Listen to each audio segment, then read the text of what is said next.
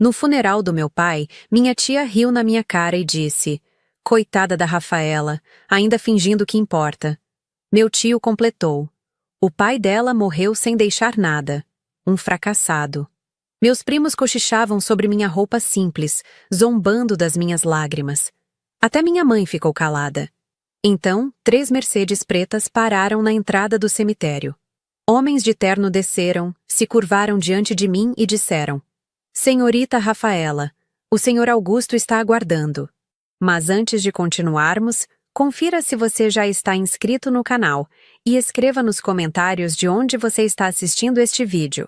A chuva fina de março caía sobre o cemitério do Morumbi enquanto eu observava o caixão do meu pai ser preparado para o sepultamento. Ao meu redor, o pequeno grupo de pessoas presentes se dividia em 2 tipos: os poucos que realmente sentiam a perda e minha família materna, que estava ali apenas para cumprir protocolo e, aparentemente, para me humilhar em público. "Olha os sapatos dela, deve ter comprado em brechó." A voz da minha prima Juliana cortou o ar úmido. Ela não se preocupou em baixar o tom. Queria que eu ouvisse. Sempre quis. Meu primo Tiago soltou uma risada abafada. "E aquele vestido? Parece que pegou emprestado da vizinha. Mas o que esperar de quem cresceu naquela casinha em Pinheiros, né?" Fechei os olhos e respirei fundo. Não era o momento. Era o funeral do meu pai. O homem que me criou sozinho depois que minha mãe decidiu que preferia a aprovação da família rica dela à nossa companhia. O homem que trabalhou todos os dias da vida para me dar educação, dignidade e amor incondicional. Rafaela ainda tenta se fazer de importante. Minha tia Márcia comentou alto o suficiente para que metade do cemitério ouvisse. Ela estava impecável em seu tailleur Chanel, cabelos perfeitamente arranjados, maquiagem discreta, mas cara. Tudo nela gritava dinheiro, assim como gritava desprezo por mim. Como se viesse de alguma coisa. O pai dela morreu sem deixar nada, um corretor de seguros fracassado. Meu tio Roberto acenou com a cabeça, aprovando as palavras da esposa. Ele sempre fez isso. Concordar com Márcia. Concordar com qualquer um que estivesse humilhando minha família. "É uma pena, Caroline," ele disse, olhando para minha mãe, que estava ao meu lado em silêncio constrangedor. "Você poderia ter tido uma vida tão diferente se não tivesse se casado com aquele homem. Aquele homem. Como se meu pai não tivesse nome. Como se 30 anos de trabalho honesto, de criar uma filha, de construir uma vida, pudessem ser reduzidos a aquele homem."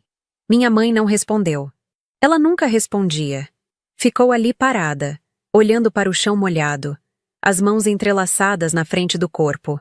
A mesma postura que mantinha em todos os almoços de família, em todas as festas, em todos os momentos em que sua família decidia nos destruir verbalmente. Silêncio. Sempre silêncio. Meus dedos apertaram o lenço de papel encharcado que segurava. Não por causa da chuva, mas pelas lágrimas que não conseguia conter. Meu pai tinha morrido há apenas 3 dias. Infarto fulminante aos 58 anos, sem aviso, sem chance de despedida. Eu ainda não tinha processado a perda, ainda acordava achando que ia ouvi-lo fazendo café na cozinha. E ali estava minha família materna, transformando o funeral dele em mais uma oportunidade de me lembrar do meu lugar. Do nosso lugar. Será que ela vai conseguir pagar o enterro? Juliana sussurrou para Tiago, mais alto o suficiente. "Aposto que vai pedir dinheiro emprestado para a tia Márcia." "Se pedir, não vai receber," Tiago respondeu com uma risada.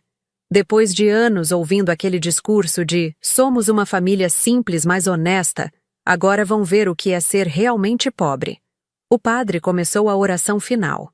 Eu deveria estar prestando atenção. Deveria estar me despedindo do meu pai com dignidade.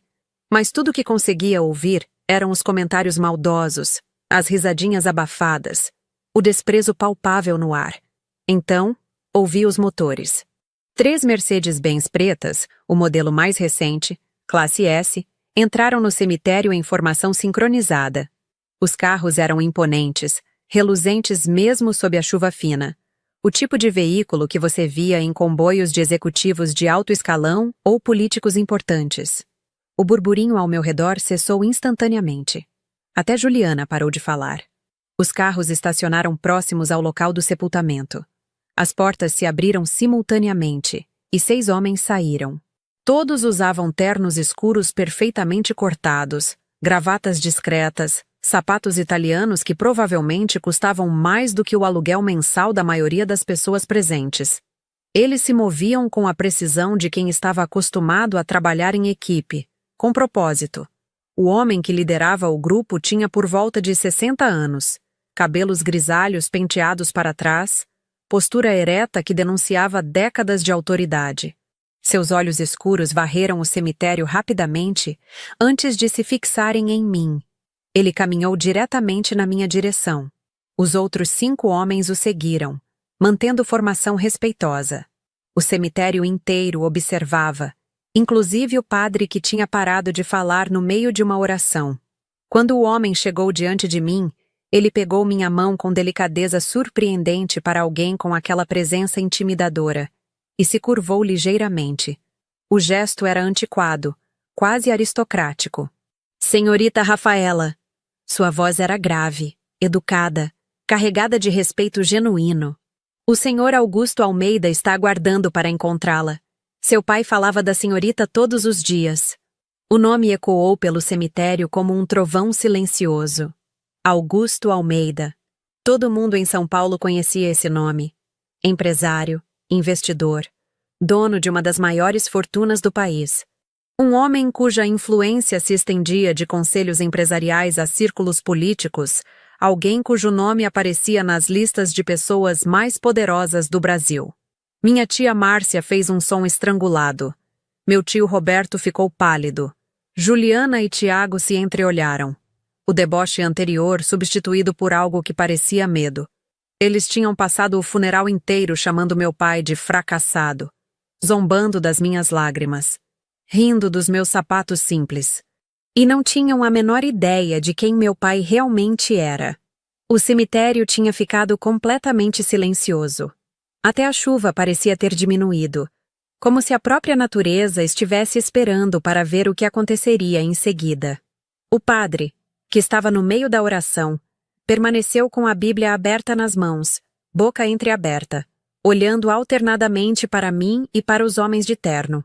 O homem de cabelos grisalhos ainda segurava minha mão. Sua palma era quente, firme, transmitindo uma segurança estranha, considerando que eu não fazia ideia do que estava acontecendo. Me chamo Paulo Mendes, ele disse, liberando minha mão gentilmente.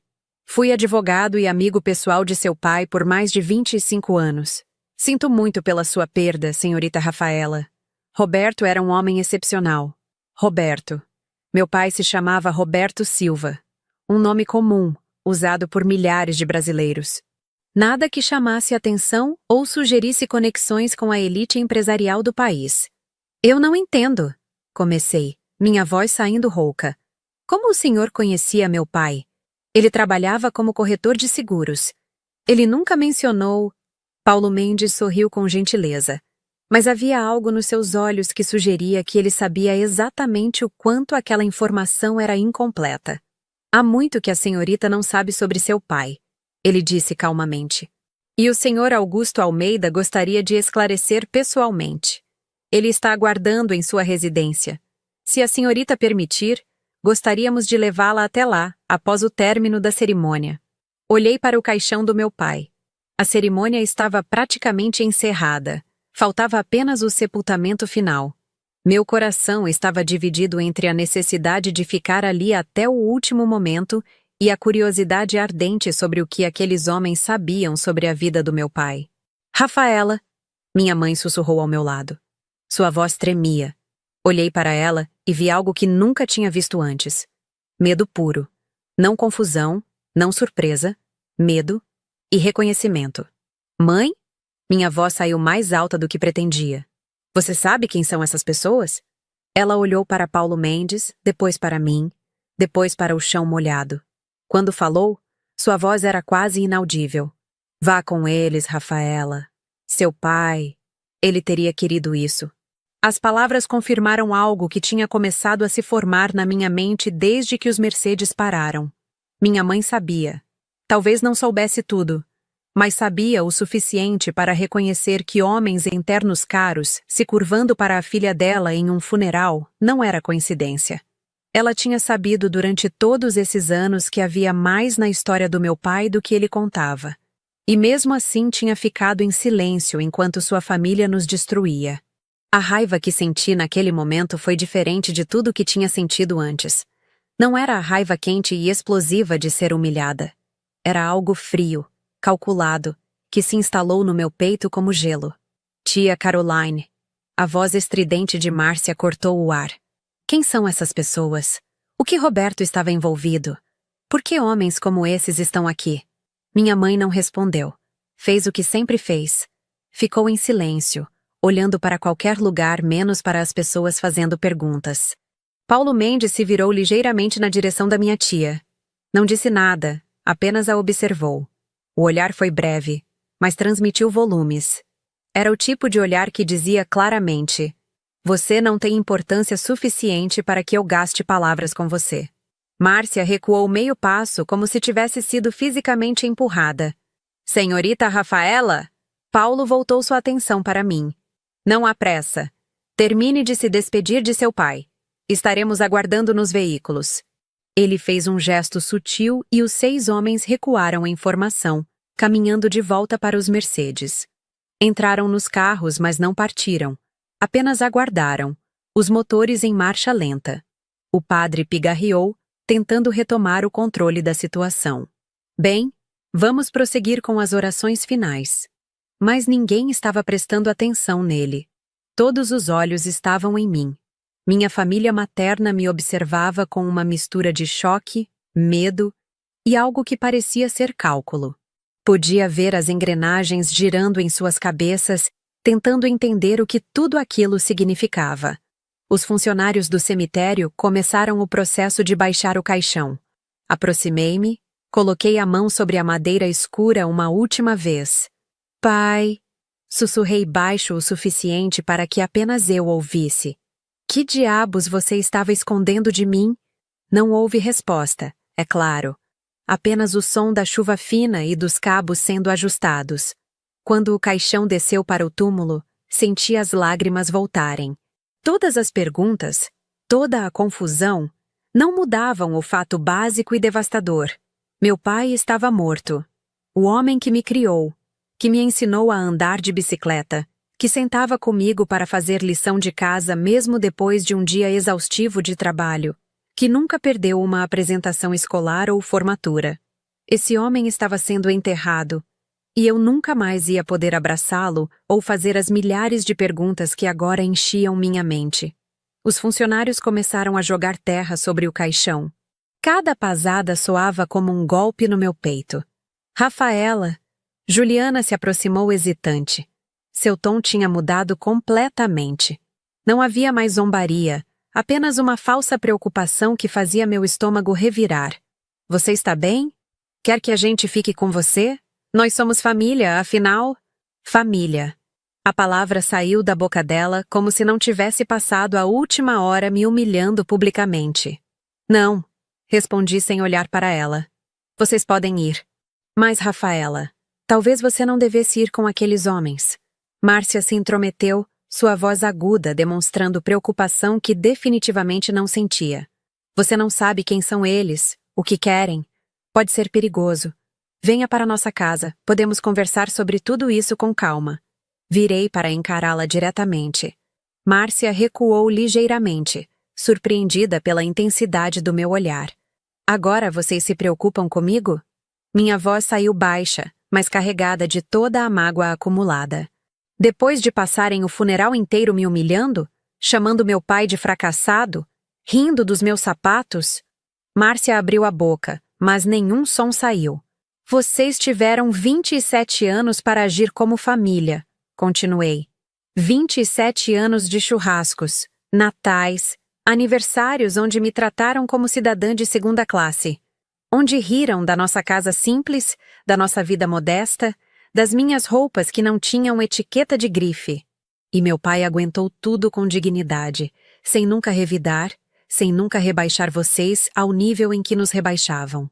Rafaela, não foi bem assim. Roberto tentou intervir. Foi exatamente assim. Cortei. E agora que há uma possibilidade de que talvez, apenas talvez, vocês tenham estado completamente errados sobre quem meu pai era, de repente querem agir como família protetora? O silêncio que se seguiu foi absoluto. Virei as costas para eles e caminhei em direção aos Mercedes. Paulo Mendes já estava fora do carro, segurando a porta traseira aberta. Rafaela! Minha mãe chamou atrás de mim. Espera! Parei, mas não me virei. Eu não sabia que ia ser assim, ela disse, voz trêmula. Seu pai, ele pediu que eu não contasse nada. Disse que era para sua proteção. Eu prometi. Você prometeu a ele, disse devagar, ainda sem me virar. Mas não prometeu me proteger da sua família. Não prometeu me defender quando eles nos humilhavam. Você escolheu o silêncio deles, mãe. Todos esses anos. Continuei caminhando. Paulo Mendes me ajudou a entrar no Mercedes com a mesma cortesia antiquada. O interior do carro era mais luxuoso que qualquer veículo em que eu já tinha estado. Couro legítimo, madeira polida, um silêncio quase sepulcral graças ao isolamento acústico de primeira linha. Paulo entrou do outro lado. Um dos homens assumiu o volante. Os outros 2 Mercedes flanquearam nosso veículo e começamos a nos mover. Através do vidro escurecido, vi minha família materna ainda parada no cemitério, observando os carros partirem. Márcia tinha o celular colado na orelha, provavelmente já ligando para algum conhecido para tentar descobrir informações. Roberto parecia estar tendo uma crise, o rosto vermelho mesmo sob a chuva. Juliana e Tiago sussurravam freneticamente entre si, e minha mãe estava parada sozinha, separada dos outros, lágrimas descendo por seu rosto enquanto me observava ir embora. O trajeto até Cidade Jardim levou 40 minutos através do trânsito pesado de São Paulo. Fiquei em silêncio a maior parte do tempo, observando a cidade passar pela janela escurecida enquanto minha mente tentava processar tudo o que tinha acontecido. Paulo Mendes respeitou meu silêncio, ocasionalmente fazendo algum comentário sobre o trânsito ou o clima, mas sem pressionar por conversa. Percebi que ele era o tipo de pessoa acostumada a lidar com situações delicadas, que sabia quando falar e quando deixar o silêncio trabalhar. Quando entramos no bairro de Cidade Jardim, não pude deixar de observar a mudança abrupta. As ruas ficaram mais largas, arborizadas, limpas. Os muros ao redor das propriedades eram altos, com sistemas de segurança visíveis, câmeras, cercas elétricas discretas, portões imponentes que escondiam o que havia por trás. Finalmente, paramos diante de um portão de ferro trabalhado, com detalhes em bronze que brilhavam mesmo sob o céu nublado. Uma câmera girou na nossa direção, e o portão começou a se abrir automaticamente, revelando uma propriedade que tirou meu fôlego.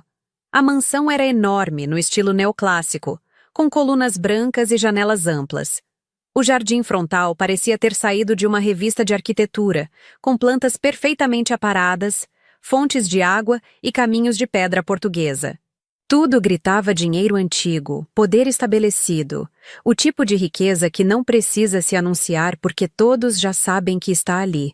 Os 3 Mercedes pararam em frente à entrada principal. Paulo saiu primeiro e me ofereceu a mão para ajudar. Aceitei, ainda sentindo as pernas trêmulas, não sabendo se era pela emoção do funeral ou pela ansiedade do que estava prestes a descobrir. Um homem estava esperando no topo da escadaria de mármore. Tinha por volta de 70 anos, cabelos completamente brancos, mas ainda cheios. Usava um terno que provavelmente custava mais do que um carro popular. Sua postura era ereta, autoritária, mas havia algo de gentil em seus olhos escuros quando eles pousaram em mim. Rafaela, ele disse, e sua voz era grave, educada, carregada de uma emoção que não consegui identificar. Venha, por favor. Entre. Paulo fez um gesto encorajador. Subi os degraus de mármore, sentindo-me completamente deslocada em minha roupa simples de funeral. Meus sapatos que Juliana tinha ridicularizado. Minha bolsa velha que eu usava há anos. Quando cheguei ao topo da escada, o homem estendeu a mão. Sou Augusto Almeida. Sinto muito que nosso primeiro encontro seja em circunstâncias tão tristes. Seu pai era como um irmão para mim. Apertei sua mão, sentindo a firmeza do aperto apesar da idade. Senhor Almeida, eu não entendo. Meu pai nunca mencionou o senhor. Nunca mencionou nada sobre qualquer coisa disso. Augusto sorriu com tristeza. Ele não mencionaria. Roberto era o homem mais discreto que já conheci. Venha, vamos conversar dentro. Tenho certeza de que você tem muitas perguntas. Ele me guiou através de portas duplas de madeira entalhada que davam para um hall de entrada impressionante. O piso era de mármore italiano, lustrado até brilhar como espelho. Um lustre de cristal pendia do teto alto, refratando luz em 1000 direções. Havia obras de arte nas paredes que pareciam originais, não reproduções. Atravessamos corredores onde outros homens internos acenavam respeitosamente conforme passávamos. Funcionários, seguranças, pessoas cujas funções eu não conseguia adivinhar, mas todos tratando Augusto com reverência óbvia e, surpreendentemente, me tratando com o mesmo respeito. Finalmente chegamos a um escritório que era maior que a sala de estar da casa onde cresci. Estantes de livros cobriam 2 paredes do chão ao teto. Uma mesa de mogno dominava o centro do espaço. Poltronas de couro que pareciam ter sido amolecidas por décadas de uso estavam dispostas próximas a uma lareira. Augusto gesticulou para uma das poltronas. Por favor, sente-se. Paulo, pode trazer café para nós? Paulo acenou e saiu silenciosamente, fechando a porta atrás de si. Fiquei sozinha com Augusto Almeida, um dos homens mais ricos e poderosos do Brasil, que aparentemente conhecia meu pai intimamente. Augusto se sentou na poltrona em frente à minha, estudando meu rosto com intensidade que deveria ter sido desconfortável, mas de alguma forma não era. Havia carinho genuíno em seu olhar. Você tem os olhos de sua avó, ele disse finalmente. Helena era minha irmã mais nova. Faleceu quando você tinha apenas 2 anos. Pisquei, tentando processar. Sua irmã? Mas isso significaria que meu pai... Roberto Silva era meu sobrinho. Augusto disse gentilmente. Filho da minha irmã Helena. Quando ela se casou com seu avô, meu pai não aprovou. Seu avô não era do nosso mundo. Vinha de uma família de classe média. Mas Helena o amava, e eventualmente meu pai aceitou. Ele se levantou, foi até uma estante e pegou um álbum de fotos que eu não tinha notado. Voltou e o abriu cuidadosamente, revelando fotografias antigas. Este é seu pai. Ele apontou para uma foto de uma criança sorridente. Tinha 6 anos nessa foto. E esta? Virou a página. É sua avó Helena. Estudei o rosto da mulher na fotografia. Cabelos escuros como os meus, olhos grandes que definitivamente eram parecidos com os que eu via no espelho todos os dias. Ela estava abraçada a um homem em um jardim que parecia ser o mesmo onde eu estava agora. Seu pai cresceu entre 2 mundos. Augusto continuou. O mundo do seu avô, classe média, valores tradicionais, trabalho honesto. E o nosso mundo, com suas complicações, sua riqueza, suas obrigações. Roberto aprendeu a navegar entre ambos com uma habilidade que eu sempre admirei. Paulo voltou carregando uma bandeja com café e pequenos pães de queijo ainda quentes. Serviu-nos com eficiência silenciosa e saiu novamente. Peguei a xícara de café mais por ter algo para fazer com as mãos do que por vontade de beber. Senhor Almeida. Augusto, por favor. Ele interrompeu gentilmente. Augusto, corrigi. Por que meu pai escondeu tudo isso? Por que ele vivia em uma casa simples em Pinheiros, trabalhando como corretor de seguros, se ele era seu sobrinho? Se ele tinha acesso a tudo isso? Augusto tomou um gole de café antes de responder. Porque ele te amava, Rafaela, mais do que qualquer coisa neste mundo. E ele queria que você tivesse escolhas que ele nunca teve.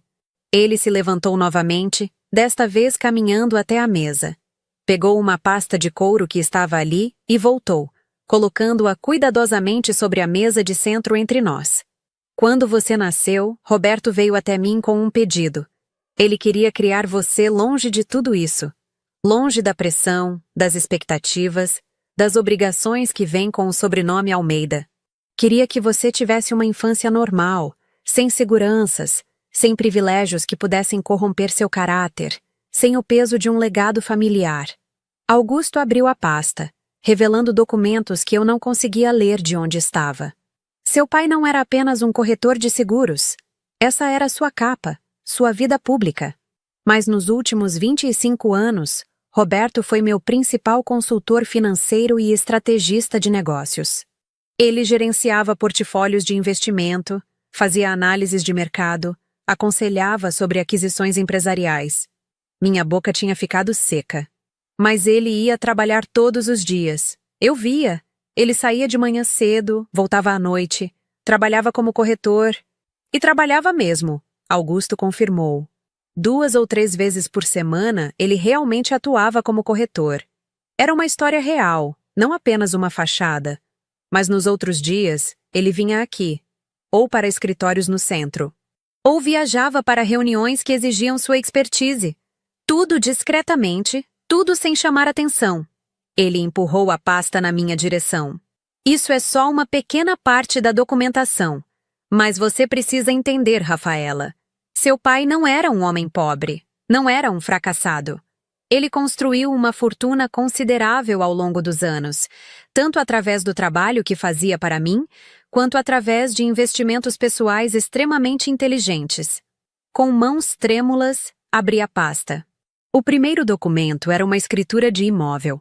Um apartamento na Avenida Paulista, 3 suítes, 200 metros quadrados. O próximo documento era outro imóvel. Depois outro. E outro. Seu pai possuía 17 propriedades em São Paulo. Augusto disse calmamente. 12 residenciais, 5 comerciais. Todas alugadas. Todas gerando renda mensal substancial. Ele também tinha participações em empresas, ações, fundos de investimento. Continuei folheando documentos, cada um revelando uma nova camada da vida secreta do meu pai. Extratos bancários com saldos que faziam minha visão ficar turva. Certificados de ações de empresas conhecidas. Contratos de consultoria com valores astronômicos. Quanto? Minha voz saiu como um sussurro rouco.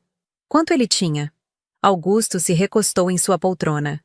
No momento de sua morte, o patrimônio líquido de Roberto estava avaliado em aproximadamente 38 milhões de reais.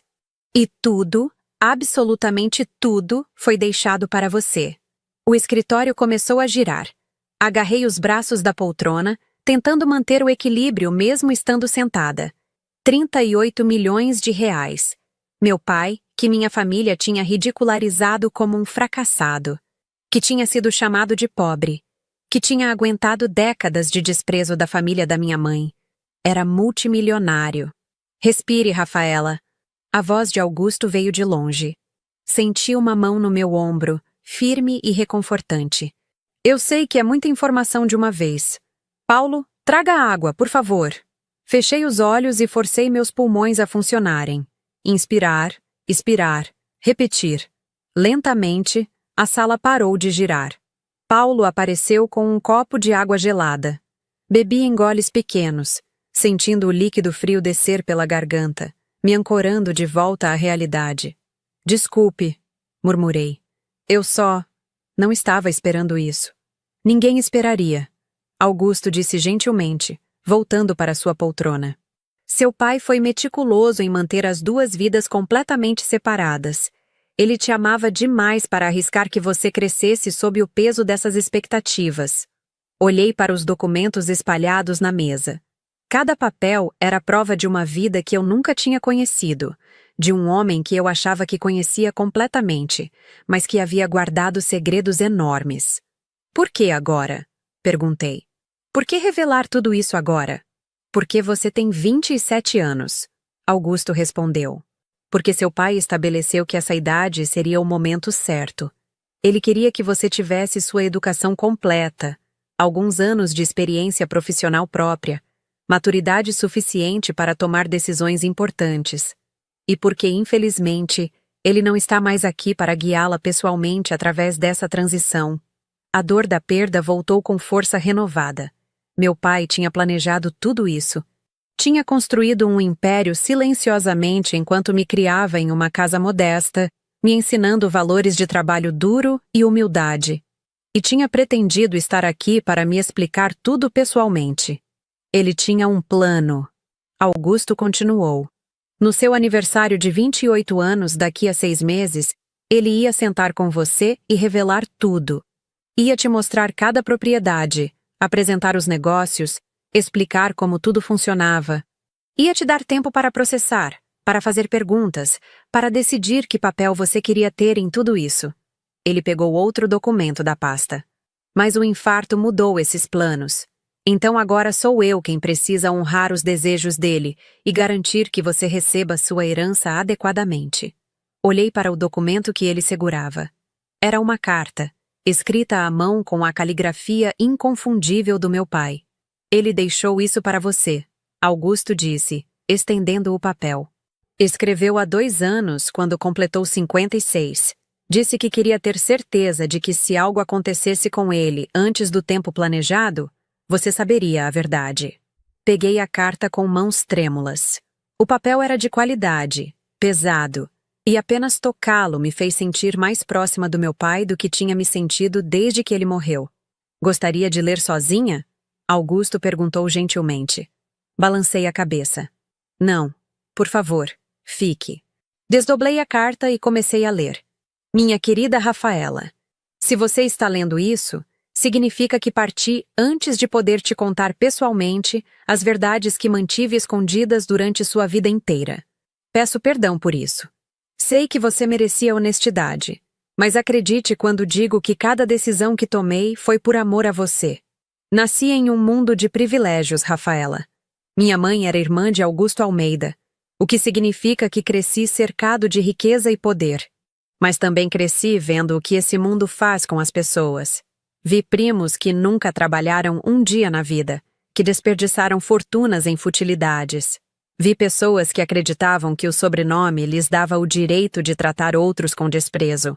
Quando você nasceu, olhei para seu rostinho pequeno e fiz uma promessa. Você não cresceria assim. Você teria a chance de desenvolver seu próprio caráter, seus próprios valores, sem o peso da riqueza corrompendo quem você poderia se tornar. Sei que sua mãe e eu te criamos modestamente. Sei que você ouviu comentários cruéis da família dela por anos. E sei que deve ter sido difícil, especialmente para você, sentir que não pertencia. Mas cada momento difícil moldou a mulher forte e íntegra que você é hoje. O dinheiro que estou deixando para você não é apenas números em uma conta bancária. É fruto de 25 anos de trabalho honesto, de decisões inteligentes, de investimentos cuidadosos. Cada centavo foi ganho com integridade. Você pode usar essa fortuna com a consciência limpa, sabendo que não vem de exploração ou desonestidade. Mas mais importante que o dinheiro, Rafaela, espero ter te deixado algo mais valioso. A capacidade de manter sua dignidade quando outros tentam te rebaixar. A força para ser gentil mesmo quando não recebe gentileza de volta. A sabedoria para saber que o verdadeiro valor de uma pessoa não está no que ela possui, mas em como ela trata os outros. Você sempre foi minha maior conquista, meu maior orgulho. Não por causa de notas ou realizações, mas por causa da pessoa que você é. Bondosa, trabalhadora, humilde apesar de todo o desprezo que suportou. Agora você tem escolhas, minha filha. Pode usar essa herança para viver confortavelmente sem nunca trabalhar novamente. Pode investi-la e multiplicá-la. Pode doá-la toda se quiser. São suas decisões para fazer. Mas eu te peço apenas uma coisa. Não use essa fortuna para vingança. Não se rebaixe ao nível daqueles que te humilharam. A melhor resposta para a crueldade não é crueldade correspondente, mas sucesso vivido com graça e dignidade. Se sua mãe estiver lendo isso junto com você, peço que você encontre um caminho para perdoá-la. Ela carregou o peso do meu segredo durante todos esses anos, e sei que não foi fácil para ela. Ela te ama, Rafaela, mesmo que nem sempre tenha demonstrado da forma certa. Augusto cuidará de você agora. Confie nele como eu confiei. Ele vai te ensinar o que você precisa saber sobre gerenciar sua herança, mas também vai respeitar sua independência e suas escolhas. Viva bem, minha filha. Viva com alegria, com propósito, com a certeza de que você é amada profundamente, mesmo agora que não estou mais fisicamente presente. Para sempre, seu pai, Roberto. As lágrimas caíam livremente pelo meu rosto enquanto terminava de ler. Segurei a carta contra o peito, sentindo o peso das palavras do meu pai. O amor que transbordava de cada frase. Augusto esperou em silêncio respeitoso, permitindo que eu processasse a emoção. Quando finalmente levantei os olhos, vi que ele também tinha lágrimas nos cantos dos olhos. Ele escreveu isso com tanto cuidado. Augusto disse suavemente. Revisou e reescreveu várias vezes, até sentir que estava exatamente certo. Roberto queria que você soubesse não apenas sobre o dinheiro, mas sobre o porquê de todas as escolhas que ele fez. Dobrei a carta cuidadosamente, como se fosse a coisa mais preciosa do mundo. E era. Era a última mensagem direta do meu pai para mim. Ele menciona ensinar-me sobre gerenciar a herança, disse depois de um momento. Eu não sei nada sobre investimentos, propriedades, esse tipo de coisa. Trabalho como arquiteta há 4 anos, ganho meu salário, pago minhas contas. Isso é tudo que sei. E é exatamente por isso que Roberto te criou assim. Augusto respondeu. Você sabe o valor do trabalho. Você sabe o que significa ganhar seu próprio dinheiro. Essas são bases sólidas. O resto, os detalhes técnicos sobre como gerenciar sua herança, isso nós podemos te ensinar. Ele se levantou e foi até uma estante, retornando com mais documentos. Nas próximas semanas, se você concordar, Paulo vai te apresentar cada aspecto do seu patrimônio. As propriedades, os investimentos, as empresas onde seu pai tinha participação. Você vai conhecer os gerentes, os contadores, as pessoas que mantêm tudo funcionando. E se eu não quiser isso? Perguntei, a pergunta saindo antes que pudesse censurá-la. E se for demais? E se eu simplesmente quiser continuar minha vida como era? Augusto sorriu. Então você faz exatamente isso. Como Roberto escreveu, são suas escolhas agora. Você pode manter os gerentes que já cuidam de tudo e simplesmente receber os rendimentos mensais sem se envolver ativamente. Pode vender tudo e investir de forma mais passiva. Pode até doar a maior parte se sentir que é o certo. Ninguém vai julgar você ou dizer que há um jeito certo de lidar com isso. A ideia de ter tantas opções era ao mesmo tempo libertadora e aterrorizante. Mas posso te dar um conselho? Augusto continuou. Não tome decisões importantes imediatamente. Dê a si mesma tempo para processar a perda do seu pai, para entender sua nova realidade. As decisões importantes sobre o dinheiro podem esperar alguns meses. Era um conselho sensato. Eu mal conseguia processar que meu pai tinha morrido 3 dias atrás, quanto mais tomar decisões sobre 38 milhões de reais. Por enquanto, Augusto disse, há apenas algumas coisas práticas que precisamos resolver. Paulo preparou documentos que transferem oficialmente todas as propriedades e contas para seu nome. Vamos precisar da sua assinatura em vários lugares, mas não há pressa. Podemos fazer isso nos próximos dias. Ele pausou, observando meu rosto. Mas há uma coisa que precisamos discutir agora. Sua família materna. Pelo que vi no cemitério, e pelo que Roberto me contou ao longo dos anos, imagino que eles vão tentar se aproximar de você agora que sabem que há dinheiro envolvido. A menção da minha família fez meu estômago apertar. Márcia ao telefone no cemitério. A falsa preocupação de Juliana. A mudança súbita de tom assim que os Mercedes apareceram. Eles vão tentar. Concordei amargamente. Passaram 27 anos nos tratando como lixo. Mas agora que acham que há dinheiro envolvido, vão fingir que sempre fomos família. Como você quer lidar com isso? Augusto perguntou. Porque, sendo honesto, você tem várias opções. Pode cortar contato completamente. Pode estabelecer limites firmes. Pode até ajudá-los financeiramente se escolher fazer isso, embora eu não recomende sem condições claras. Pensei na carta do meu pai. Sobre como ele pediu que eu não usasse a fortuna para vingança. Sobre manter dignidade diante da crueldade. Eu não quero vingança. disse lentamente. Mas também não vou fingir que os últimos 27 anos não aconteceram. Não vou facilitar para eles. Augusto assentiu aprovando. Seu pai ficaria orgulhoso de ouvir isso. Força sem crueldade. Limites sem malícia. Olhei pela janela do escritório. O céu tinha clareado. A chuva tinha passado completamente. Lá fora, o mundo continuava girando, alheio ao fato de que minha vida tinha mudado completamente em poucas horas. O que acontece agora? Perguntei. Agora, Augusto disse. Você vai para casa. Descansa. Processa tudo isso. Amanhã ou depois, quando estiver pronta, Paulo vai começar a te mostrar os detalhes práticos da sua herança. Mas hoje, você acabou de enterrar seu pai.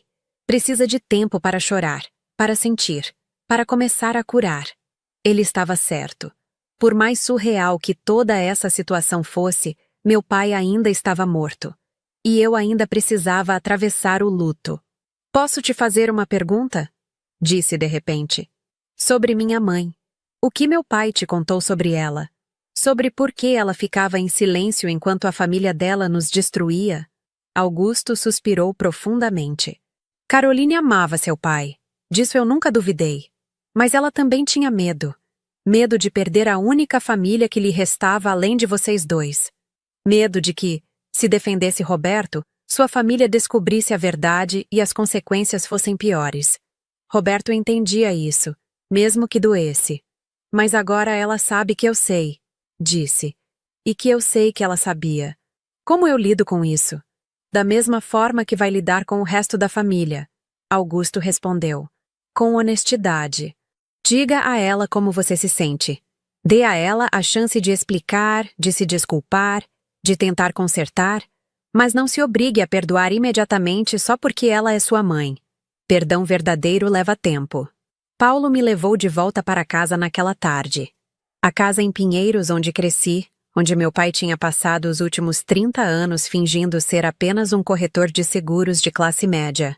Agora, olhando para a fachada modesta, me perguntei quantas vezes ele tinha voltado de reuniões em Cidade Jardim, guardado o terno caro e colocado roupas simples para manter a ilusão. Senhorita Rafaela, Paulo disse antes que eu saísse do carro. Aqui está meu cartão. Pode me ligar a qualquer hora, dia ou noite, se precisar de qualquer coisa. Informação, ajuda prática, ou apenas alguém para conversar que entenda a situação. Peguei o cartão, sentindo o peso dele. Papel de qualidade, letras em relevo dourado. Obrigada, Paulo, por tudo hoje. É um privilégio poder honrar os desejos de Roberto. Ele respondeu. Ele era um grande homem. E pelo que vi hoje, ele criou uma filha extraordinária. Entrei em casa e fechei a porta, apoiando-me contra ela por um longo momento. A casa estava silenciosa de uma forma que nunca tinha estado antes. Não era apenas a ausência do meu pai. Era o conhecimento de que nunca mais ele voltaria. Nunca mais eu ouviria sua voz chamando da cozinha, perguntando se eu queria café. Nunca mais o veria sentado em sua poltrona favorita, lendo o jornal aos domingos. Caminhei lentamente pela casa, vendo tudo com novos olhos.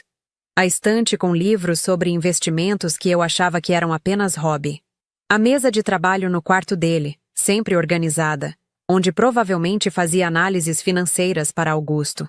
O armário onde ele guardava 2 ternos que eu achava que eram para ocasiões especiais, mas que provavelmente usava regularmente em reuniões empresariais. Meu pai tinha vivido 2 vidas sob o mesmo teto, e eu nunca tinha percebido. Meu celular tocou. Era minha mãe. Deixei tocar até ir para o correio de voz. Não estava pronta para essa conversa ainda. Precisava processar meus próprios sentimentos antes de lidar com os dela. Mas ela ligou novamente. E novamente. Na 4ª ligação, atendi. Rafaela! Sua voz estava carregada de emoção. Você está bem? Onde você está? Estou em casa, mãe. Em Pinheiros. Posso ir aí? Precisamos conversar. Parte de mim queria dizer não. Queria guardar esse tempo para mim, para processar tudo sozinha. Mas outra parte, a parte que ainda era a filha que amava sua mãe apesar de tudo, sabia que essa conversa era inevitável. Pode vir, disse finalmente, Ela chegou 20 minutos depois, os olhos vermelhos de chorar.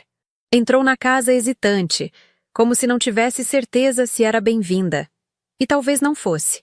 Sentamos na sala, no mesmo sofá onde tínhamos assistido filmes juntas, onde tínhamos conversado sobre meu dia de escola, onde tínhamos compartilhado milhares de momentos mundanos de uma vida familiar normal.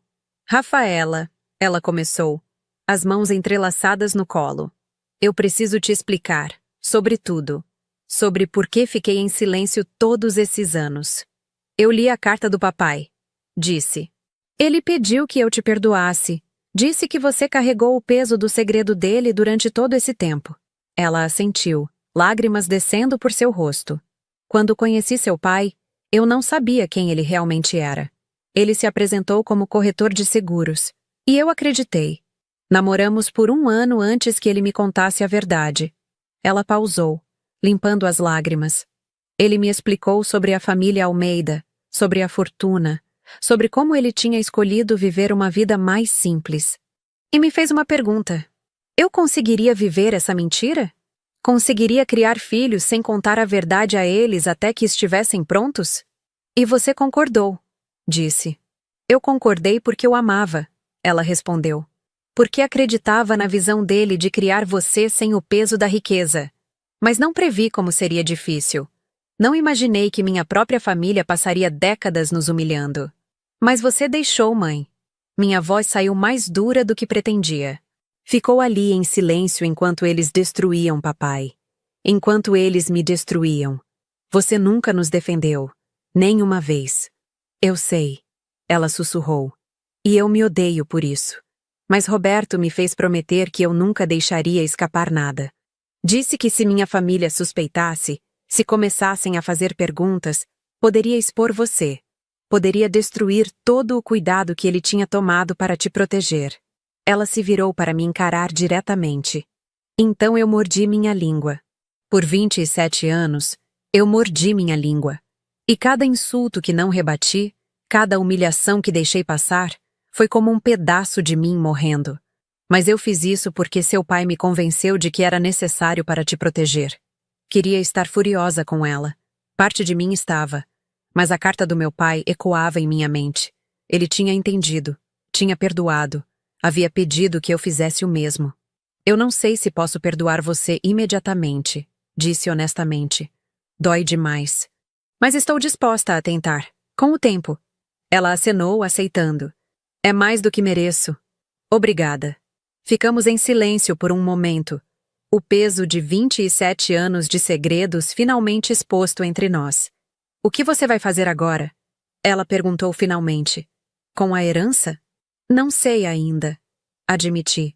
Augusto me disse para não tomar decisões importantes imediatamente, para dar tempo de processar tudo.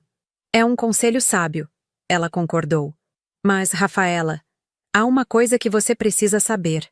Minha família vai vir atrás de você agora. Principalmente Márcia. Ela já me ligou 5 vezes desde o funeral, fazendo perguntas, tentando entender o que está acontecendo. O que você disse a ela? Nada. Minha mãe respondeu firmemente. Eu prometi a Roberto que guardaria o segredo até que você soubesse a verdade. Agora você sabe. Mas o que acontece a partir daqui, como você lida com minha família, essa decisão é sua. Era a primeira vez em 27 anos que minha mãe colocava a mim acima da família dela. O gesto não apagava os anos de silêncio covarde, mas era um começo. Eles vão descobrir eventualmente, disse. Não é o tipo de coisa que dá para esconder para sempre, principalmente quando eu começar a gerenciar propriedades e investimentos. Verdade, ela concordou. A questão é, como você quer que eles descubram? Na hora que você escolher, nos seus termos? Ou aos poucos através de fofocas e especulações? Era uma boa pergunta. E eu não tinha resposta ainda. Meu celular tocou novamente. Dessa vez era um número que eu não conhecia. Alô? Rafaela? É a Juliana. A voz da minha prima soava forçadamente alegre. Olha, eu sei que o funeral foi complicado, mas eu estava pensando, que tal almoçarmos amanhã? Só nós duas para colocar o papo em dia? Olhei para minha mãe, que podia ouvir a voz de Juliana pelo telefone. Ela revirou os olhos significativamente. Juliana, disse calmamente. Você passou o funeral do meu pai rindo dos meus sapatos e chamando minha família de patética. Por que diabos eu almoçaria com você? Houve uma pausa chocada do outro lado. Juliana claramente não esperava confronto direto. Eu estava chateada. Funerais deixam todo mundo emotivo. Eu não quis dizer aquelas coisas. Você quis dizer. Cortei. Você sempre quis dizer. Por 27 anos, você e sua família deixaram muito claro o que pensavam de mim e do meu pai. Então não me ligue fingindo que somos amigas agora só porque apareceram homens em Mercedes no cemitério. Rafaela, não seja assim. Nós somos família. Família se apoia nos momentos difíceis. Disse. Família não humilha em funerais. Então não, Juliana. Não vamos almoçar. Não agora. Talvez nunca. Desliguei antes que ela pudesse responder. Minha mãe estava me olhando com uma expressão que era parte choque, parte orgulho. Seu pai teria amado ver isso. Ela disse suavemente. Você defendendo sua dignidade sem ser cruel. Apenas sendo firme e honesta. Aprendi com o melhor. Respondi. E pela primeira vez desde o funeral, consegui sorrir. Os próximos 3 dias passaram em um borrão de emoções contraditórias e revelações práticas. Paulo aparecia todas as manhãs com café e documentos, me guiando gentilmente pelo labirinto da herança do meu pai. Descobri que meu pai possuía não apenas 17 propriedades, mas participações em 3 empresas de tecnologia que estavam prosperando. Tinha investimentos em fundos imobiliários que geravam renda passiva mensal. Havia até uma pequena vinícola no interior de São Paulo que ele tinha comprado como investimento há 10 anos e que agora produzia vinhos premiados. Seu pai tinha um talento excepcional para identificar oportunidades. Paulo explicou enquanto revisávamos planilhas em minha mesa de jantar. Ele não apenas investia dinheiro, ele estudava setores inteiros, tendências de mercado, projeções de longo prazo. Cada investimento era calculado, estratégico. Olhei para os números nas planilhas. Só os aluguéis das propriedades geravam cerca de R$120 mil por mês. As participações nas empresas pagavam dividendos trimestrais. Os investimentos em fundos produziam retornos constantes. Quanto eu recebo por mês? Perguntei, tentando processar os números. Depois de impostos e taxas de gerenciamento, sua renda passiva mensal está em torno de R$200 mil. Paulo respondeu calmamente, como se estivesse falando sobre o clima. Sem que você precise trabalhar ou fazer qualquer coisa além de manter os gerentes atuais. R$200 mil por mês. Mais do que eu ganhava em um ano inteiro como arquiteta. Isso é obsceno, murmurei. Paulo sorriu levemente. É fruto de 25 anos de trabalho inteligente e investimentos sábios. Seu pai construiu isso tijolo por tijolo, decisão por decisão. Não há nada de obsceno em riqueza construída honestamente. Ele tinha razão, mas ainda era difícil processar. Eu tinha acordado uma semana atrás como uma arquiteta de classe média com aluguel para pagar e parcelas de carro. Agora era oficialmente milionária com renda passiva que a maioria das pessoas não ganhava em uma vida inteira de trabalho. Enquanto isso, meu telefone não parava de tocar. Juliana ligou mais 3 vezes, cada mensagem de voz mais desesperada que a anterior. Meu tio Roberto enviou um e-mail longo falando sobre laços familiares e superando mal-entendidos. Até Tiago, que tinha rido dos meus sapatos no funeral, mandou mensagem perguntando se eu queria tomar uma cerveja e conversar. Ignorei todos. Mas no 4º dia, quem apareceu na minha porta foi tia Márcia. Ela estava diferente do funeral. Menos imperfeita, mais ansiosa. O tailleur Chanel tinha sido substituído por algo mais casual, embora ainda, obviamente, caro. Seus cabelos estavam menos arrumados. Havia círculos escuros sob seus olhos, imperfeitamente cobertos por maquiagem. Rafaela, ela disse quando abri a porta. Podemos conversar? Por favor? Parte de mim queria bater a porta na cara dela. Queria fazê-la sentir uma fração do desprezo que ela tinha me feito sentir por anos. Mas a carta do meu pai ecoava em minha mente. Força sem crueldade. dignidade diante da malícia. Entre, disse, afastando-me da porta. Ela entrou hesitante, seus olhos catalogando a sala modesta. Podia ver o julgamento automático em sua expressão, rapidamente substituído por algo mais calculado quando lembrou por que estava ali. Sentamos na sala. Não ofereci café ou água. Não ia fingir hospitalidade calorosa. Rafaela! Ela começou, as mãos entrelaçadas no colo de forma tão parecida com minha mãe que foi perturbador. Eu vim me desculpar. Pelo funeral. Pelas coisas que disse sobre seu pai. Eu estava errada. Estava. Concordei simplesmente, sem elaborar. Ela esperou que eu dissesse mais. Quando não disse, continuou desconfortavelmente. Eu não sabia. Sobre a conexão do Roberto com os Almeida. Se soubesse, nunca teria... Nunca teria o quê? Interrompi. Tratado meu pai com respeito básico? Só teria feito isso se soubesse que ele tinha dinheiro? Márcia corou. Não foi isso que quis dizer. Foi exatamente isso. Disse calmamente.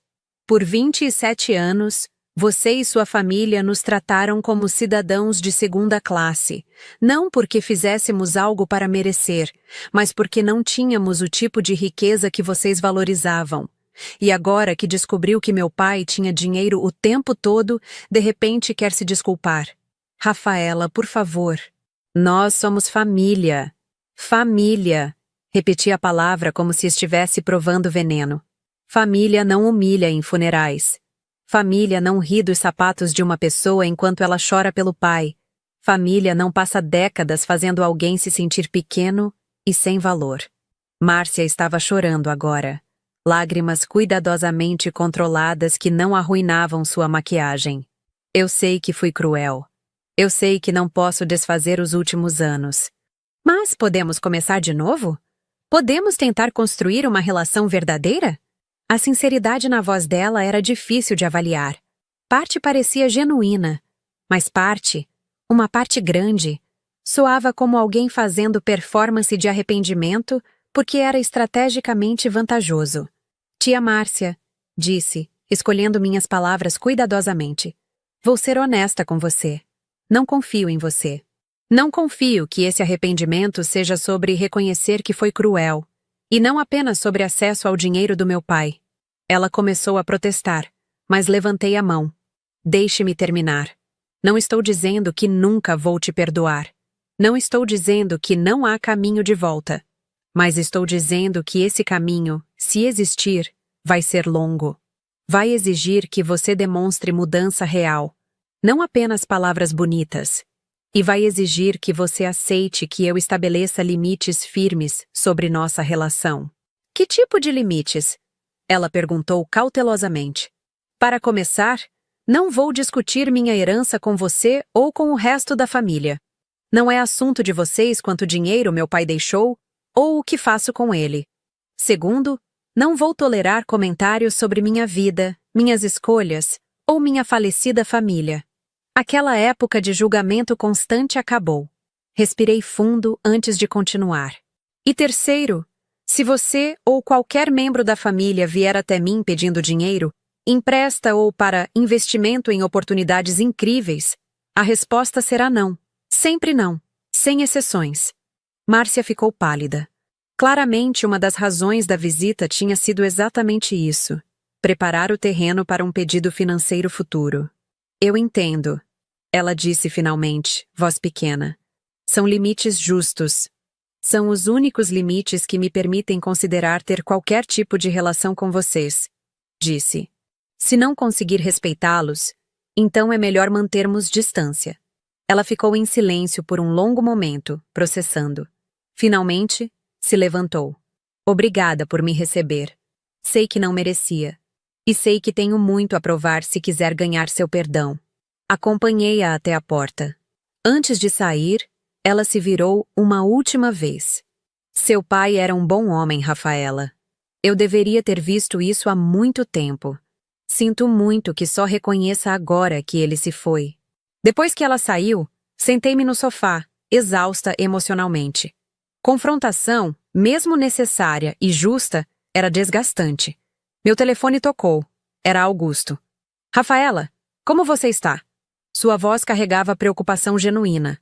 Sobrevivendo, respondi honestamente. Paulo tem sido muito paciente, me ajudando a entender tudo. Ótimo. Mas não te chamei para falar de negócios. Queria convidá-la para jantar aqui em casa amanhã à noite. Algo pequeno. Apenas eu, Paulo e você. Pensei que poderia ser bom sair dessa casa por algumas horas, estar em companhia de pessoas que amavam seu pai. A oferta era tentadora. A casa em Pinheiros estava começando a parecer sufocante, cheia de memórias e silêncios pesados. Eu adoraria, disse. Obrigada pelo convite. Ótimo. Paulo te busca às 7. E Rafaela? Seu pai tinha razão sobre você. Você tem força e dignidade que muitas pessoas passam a vida toda tentando desenvolver. Depois de desligar, olhei ao redor da sala. Essa casa tinha sido meu lar por 27 anos. Era cheia de memórias boas, aniversários, manhãs de domingo, conversas profundas com meu pai. Mas agora também carregava o peso do que eu não sabia, das verdades escondidas, da vida dupla que acontecia sob o mesmo teto sem que eu percebesse. Talvez fosse hora de considerar um novo começo. Não porque quisesse esquecer meu pai ou fugir das memórias, mas porque essa casa representava a vida que ele tinha construído cuidadosamente para me proteger.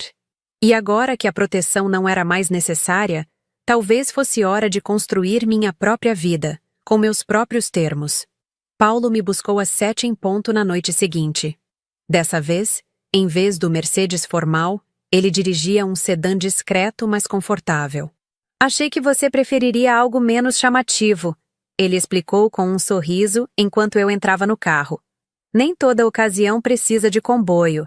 Ri pela primeira vez em dias. Obrigada. Não sei se algum dia vou me acostumar com Mercedes com motorista.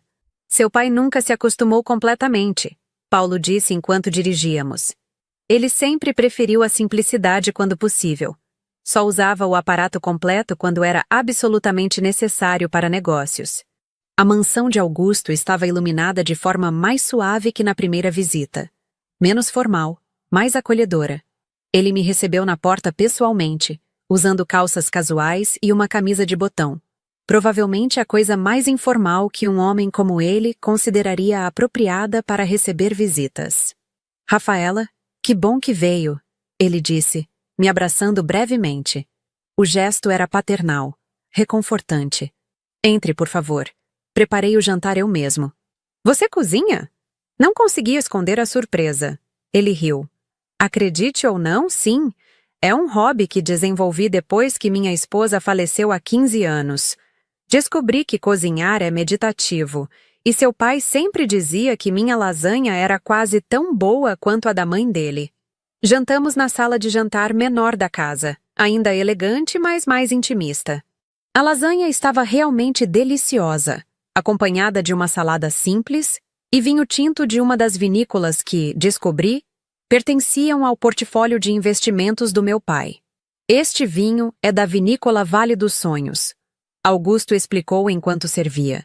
Seu pai comprou 50% da propriedade há 10 anos, quando eles estavam à beira da falência. Ajudou o proprietário a reestruturar o negócio, trouxe consultores, modernizou a produção. Agora é uma das vinícolas boutique mais respeitadas do estado. Provei o vinho.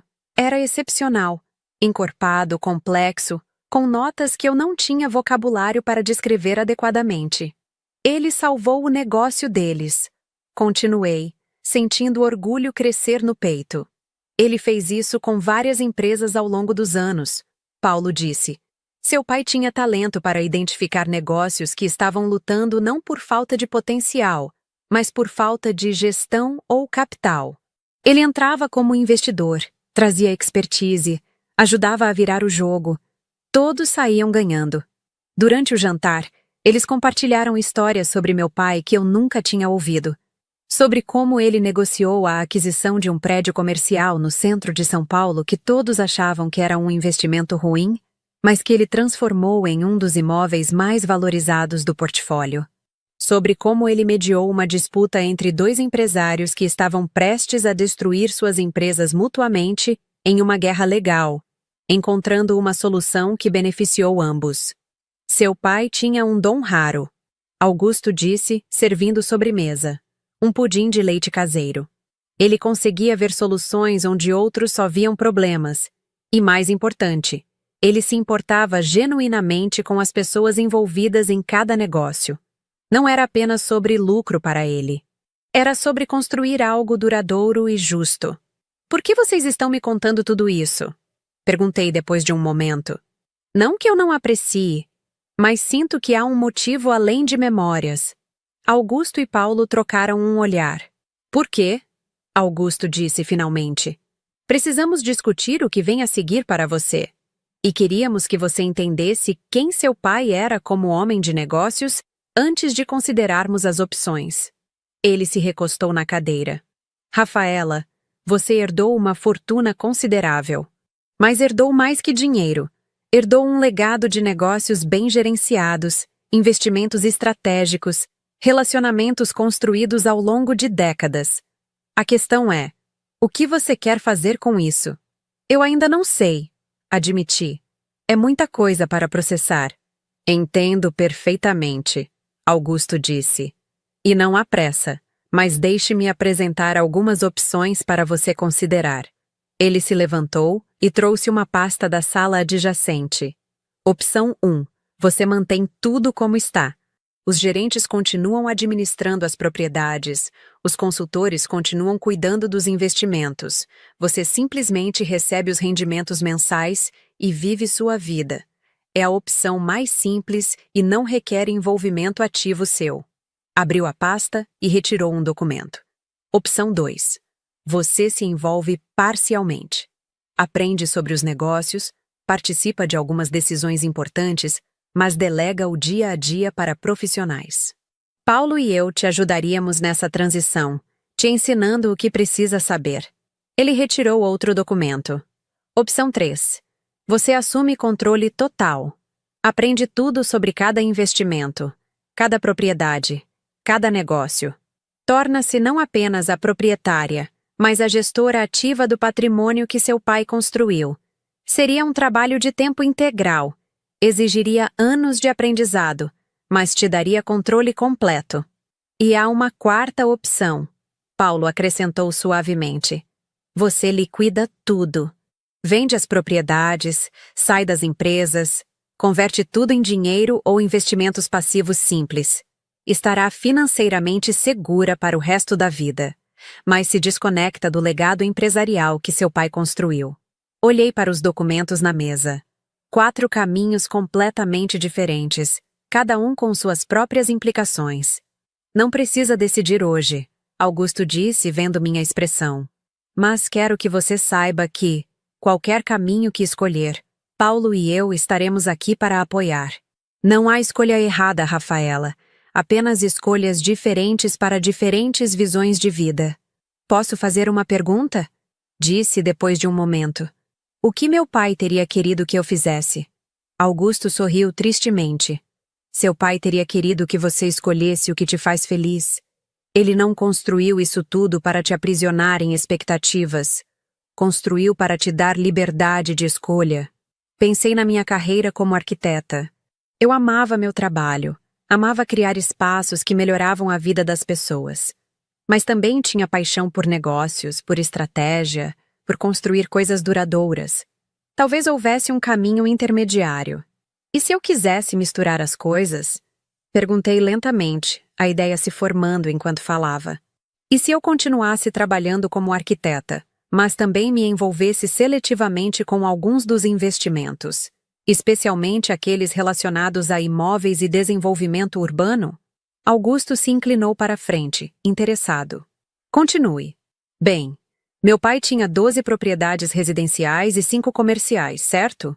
E algumas delas provavelmente precisam de reformas ou poderiam ser melhoradas. Eu poderia usar minha expertise como arquiteta para adicionar valor a esses imóveis. Poderia ser envolvida ativamente nessa parte do portfólio enquanto deixo os outros investimentos com os gerentes atuais. Paulo estava sorrindo. É uma abordagem inteligente. Combina suas habilidades profissionais com sua herança. E mantém você conectada ao legado do seu pai sem ser sobrecarregada. Seu pai ficaria orgulhoso dessa solução, Augusto disse. É exatamente o tipo de pensamento estratégico que ele teria aplicado. Usar seus pontos fortes, delegar suas fraquezas, construir algo que honra o passado, mas olha para o futuro. Senti algo se acalmar dentro de mim. Pela primeira vez desde o funeral, sentia que tinha um caminho à frente que fazia sentido. Não estava fugindo da herança do meu pai, nem sendo esmagada por ela. Estava encontrando uma forma de honrá-la que era autenticamente minha. Há mais uma coisa que preciso discutir, disse, tomando coragem. Minha família materna. Como vocês acham que devo lidar com eles? Augusto tomou um gole de vinho antes de responder. Seu pai e eu conversamos muito sobre isso ao longo dos anos. Ele sabia que, eventualmente, a família da sua mãe descobriria a verdade. E ele tinha instruções específicas sobre como ele gostaria que você lidasse com eles. Meu coração acelerou. Que instruções? Paulo pegou outro documento da pasta. Seu pai deixou cartas individuais para cada membro da família materna. Ele as escreveu há 3 anos e atualizou há 6 meses. Pediu que fossem entregues apenas depois que você soubesse a verdade sobre sua herança e tivesse tempo de processar. Ele colocou vários envelopes lacrados na mesa. Reconheci a caligrafia do meu pai em cada um. Caroline, Márcia, Roberto, Juliana, Tiago. Ele escreveu para todos eles, murmurei tocando os envelopes com reverência. Ele acreditava em dar às pessoas a chance de entender seus erros, Augusto explicou. Mas também acreditava em proteger você. Essas cartas dizem verdades que ele nunca pode dizer em vida. E ele confiou que você saberia o momento certo de entregá-las, se é que deveria entregá-las. Peguei o envelope endereçado à minha mãe. Era mais grosso que os outros. Posso ler? Perguntei. Ele deixou isso a seu critério, Paulo disse. Você pode ler todas, nenhuma, ou apenas algumas. São suas agora. Abri cuidadosamente o envelope da minha mãe. A carta tinha 3 páginas, escritas na caligrafia firme e clara do meu pai. Minha querida Caroline, se você está lendo isso, Rafaela já sabe a verdade. E imagino que vocês duas tenham tido uma conversa difícil sobre os anos de silêncio. Quero que saiba que nunca a culpei por manter o segredo. Eu te pedi isso e você honrou esse pedido mesmo quando custou um preço emocional alto. Por isso sou grato. Mas também quero que você entenda algo. O silêncio que te pedi para manter sobre minha verdadeira situação financeira nunca foi uma desculpa para permitir que sua família nos humilhasse.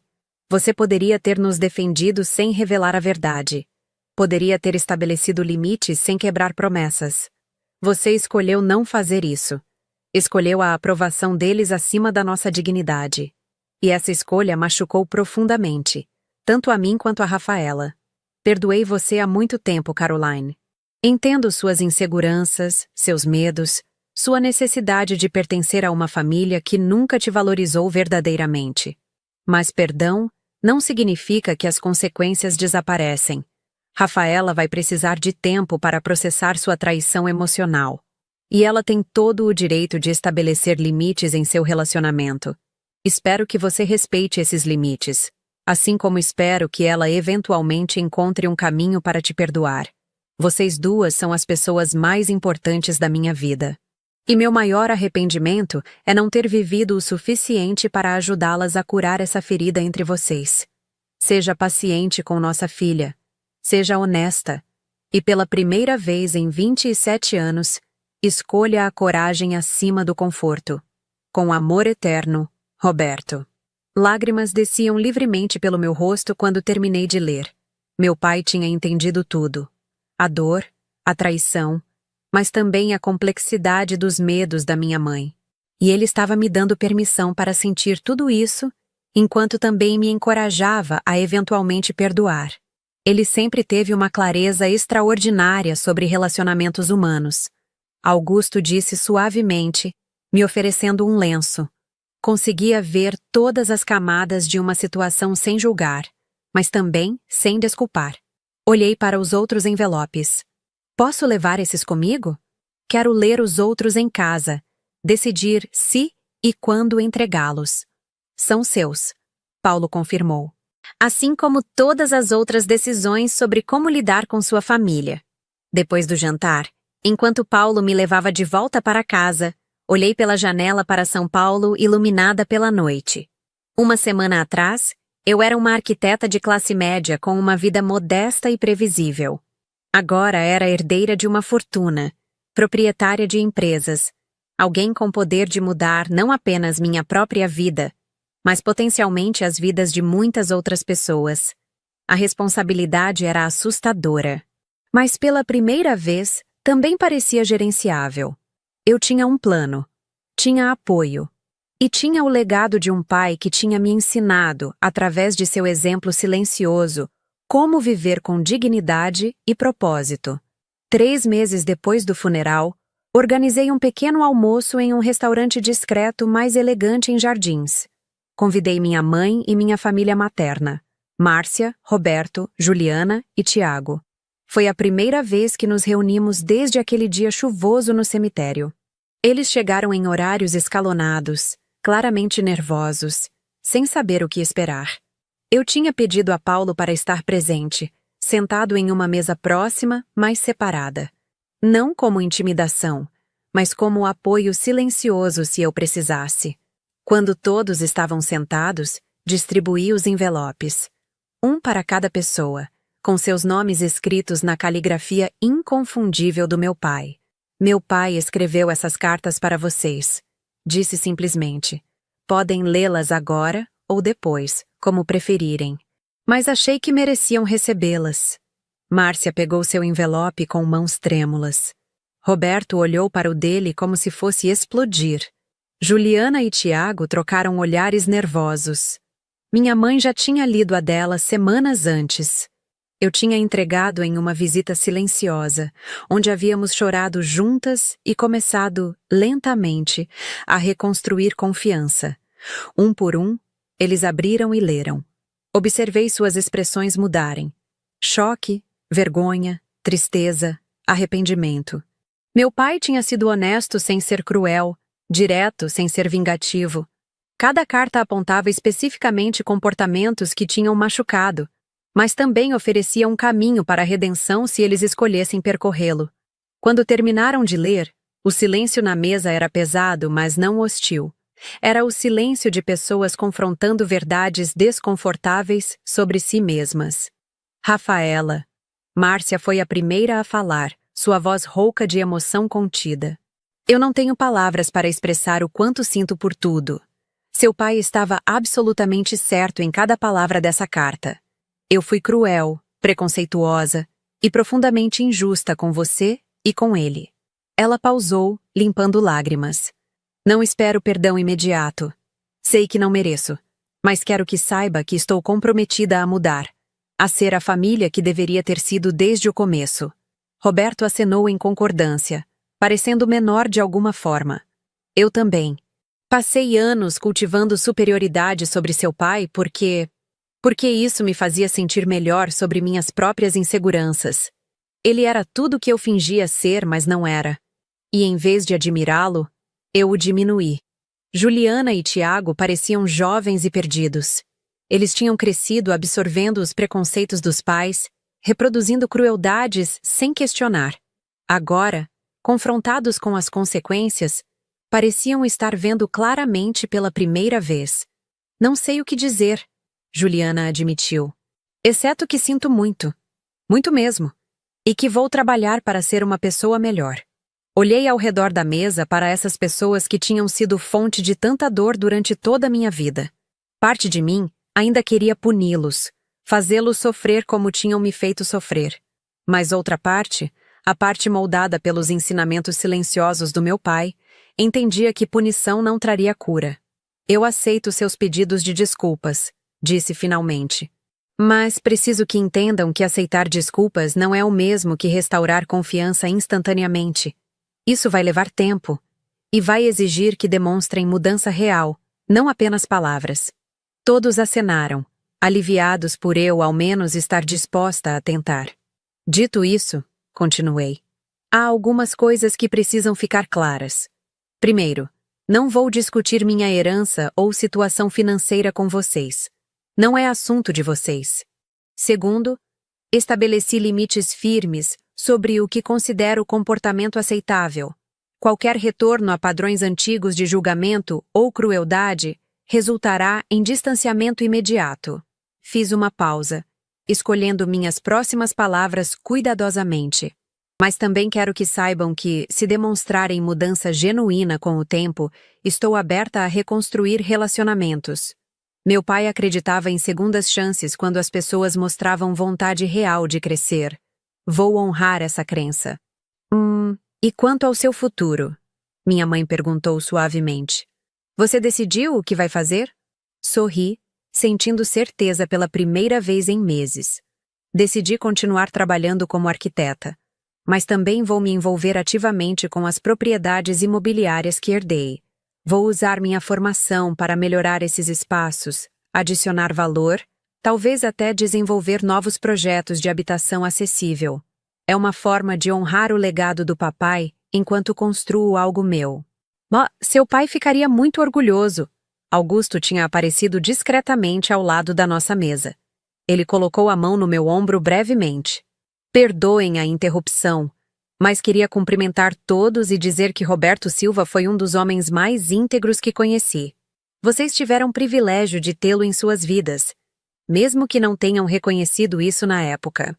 Sua presença, um dos homens mais poderosos do Brasil, declarando publicamente sua admiração pelo meu pai, teve efeito visível na minha família materna. Era a validação final, do tipo que eles valorizavam, de que tinham estado profundamente errados. Depois que o almoço terminou e todos foram embora, fiquei sentada sozinha por mais alguns minutos, processando. Paulo se aproximou da mesa. Como você está se sentindo? Ele perguntou. Estranhamente em paz, admiti. Não sei se algum dia vamos ter relacionamentos próximos, mas pelo menos dei a eles a chance que meu pai queria que eu desse. O resto depende deles. 2 semanas depois, inaugurei um projeto que tinha consumido todo o meu tempo livre, a Fundação Roberto Silva. Usando parte da minha herança, estabeleci um fundo que oferecia bolsas de arquitetura para jovens de comunidades carentes, exatamente o tipo de oportunidade que transformava vidas. O evento de lançamento foi pequeno, mas significativo. Augusto compareceu, assim como Paulo e vários dos gerentes que trabalhavam cuidando dos investimentos do meu pai. Minha mãe estava lá, lágrimas de orgulho nos olhos. Para minha surpresa, Márcia e Roberto também apareceram. Não tinham sido convidados. O evento era privado, mas tinham descoberto sobre ele através de minha mãe. Esperamos que não se importe, Márcia disse hesitante. Mas gostaríamos de fazer uma doação para a fundação, em memória de Roberto. Como forma de começar a fazer as pazes. O cheque que ela me entregou não era enorme pelos padrões da fundação, mas era claramente uma soma significativa para ela. E mais importante, era um gesto. Um primeiro passo genuíno. Obrigada, disse aceitando. Vai ajudar um jovem a ter oportunidades que talvez não tivesse de outra forma. Papai aprovaria isso. Enquanto o evento progredia, encontrei-me na varanda, olhando para São Paulo se estendendo em todas as direções. Essa cidade imensa, complexa, cheia de histórias escondidas como a do meu pai tinha sido. Você fez isso, pai, sussurrei para o vento. Construiu algo que vai continuar ajudando pessoas muito depois de você partir. E me ensinou, sem que eu percebesse, exatamente o tipo de pessoa que eu queria ser. Meu telefone vibrou. Era uma mensagem de uma jovem arquiteta que tinha acabado de ser aceita no primeiro grupo de bolsistas da fundação. Obrigada por acreditar em mim. Você mudou minha vida. Sorri, guardando o telefone. Talvez fosse isso que meu pai tinha planejado o tempo todo. Não apenas me deixar riqueza material, mas me ensinar através de seu exemplo silencioso que o verdadeiro legado não estava em quanto dinheiro você acumulava, mas em quantas vidas você tocava positivamente. Os sapatos que Juliana tinha ridicularizado no funeral ainda estavam no meu armário em casa.